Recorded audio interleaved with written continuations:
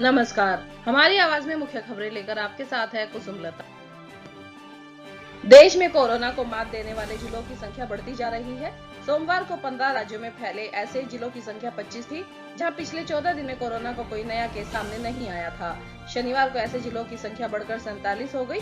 इनमें 2 जिले ऐसे हैं जहां पिछले 28 दिन से एक भी केस सामने नहीं आया है। स्वास्थ्य मंत्रालय के अनुसार पिछले 24 घंटे में कोरोना के 957 नए मामले सामने आए हैं।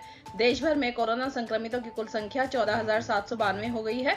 इनमें से 12,289 मामले सक्रिय हैं और 2,015 लोगों को अस्पताल से छुट्टी दे दी गई है। वहीं इस खतरनाक वायरस से देश में अब तक 488 लोगों की मौत हुई है।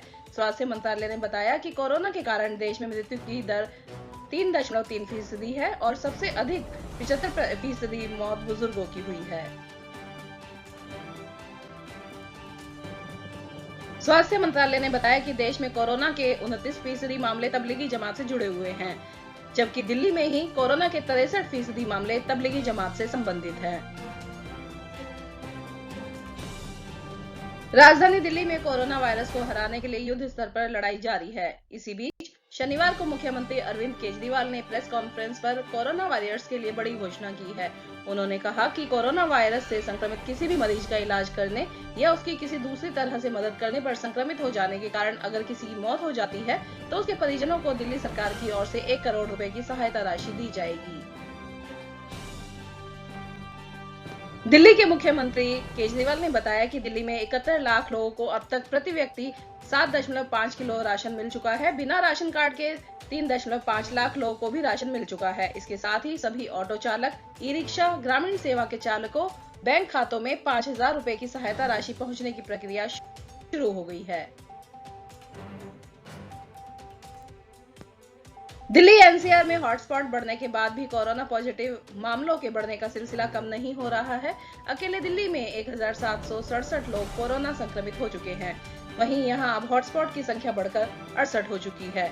शुक्रवार को दिल्ली में 67 संक्रमित मामले सामने आए थे।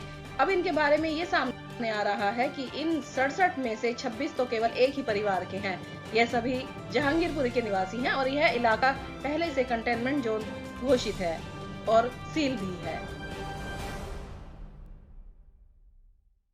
उत्तर प्रदेश में भी कोरोना वायरस से संक्रमित मरीजों की संख्या में बढ़ोतरी हो रही है।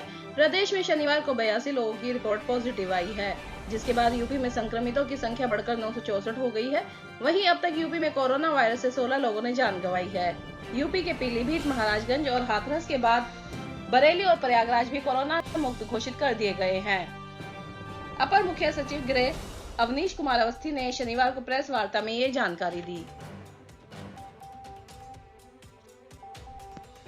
कोरोना वायरस की मौजूदा स्थिति का जायजा लेने के लिए केंद्रीय गृह मंत्री अमित शाह ने शनिवार को शीर्ष अधिकारियों की बैठक ली।